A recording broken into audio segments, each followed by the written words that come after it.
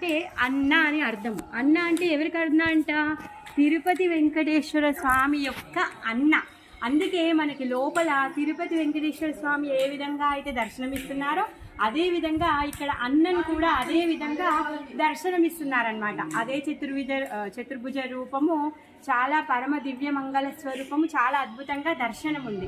వెంకటేశ్వర స్వామి చాలా ఎత్తుగా ఉంటారు, ఈయన మాత్రం చిన్నగా ఉన్నారనమాట. ఇక్కడ శ్వేత పుష్కరిణి ఉంది, ఎదురుగా గరుడు ఉన్నారు. తర్వాత ఇక్కడ ఒక కథ ఏంటి అంటే, సూర్య వంశంలో ఉన్నటువంటి రాజు ఎవరైతే ఉన్నారో దుందుమానుడు అనే రాజుకి లేక లేక చాలా కాలంకి ఒక కొడుకు పుడతాడంట. కొడుకు పుట్టిన తర్వాత ఆయన జాతక చక్రాన్ని చూయిస్తే ఆయన జాతక చక్రం ప్రకారము అల్పాయుషుడు అనేసి తెలిసిందనమాట. మరి ఇప్పుడు ఆయన ఆయుష్ పెరగడానికి ఏం చెయ్యాలి అని చెప్పేసి అక్కడున్న ఋషులని మునులని అడిగితే వాళ్ళు ఒక సలహా ఇస్తారు. ఏంటి అంటే, సూర్యుడి యొక్క పుత్రుడి దగ్గరికి వెళ్ళి ఆయన సలహా తీసుకోండి, దీనికి నివారణ ఆయన చెప్తారు అనేసి చెప్పారనమాట. సూర్యుడి యొక్క కుమారుడి పేరు మరుత్వ మహర్షి. ఆ మరుత్వ మహర్షి ఏం చెప్తాడు అంటే, తను ఏమంటాడంటే, ఈ అన్నన్ కోయిల్ దగ్గరికి వెళ్ళి ఇక్కడ ఉన్నటువంటి బిల్వ వృక్షం కింద కూర్చొని తపస్సు చెయ్యి, ఇక్కడ మృత్యుంజయ మంత్రాన్ని జపించు అనేసి చెప్తారనమాట. అయితే ఇక్కడ ఈ బిల్వ వృక్షం కింద కూర్చొని తను మృత్యుంజయ మంత్రాన్ని జపించిన తర్వాత దేవాది దేవుడైన పెరుమాళు ప్రత్యక్షమయ్యాడనమాట.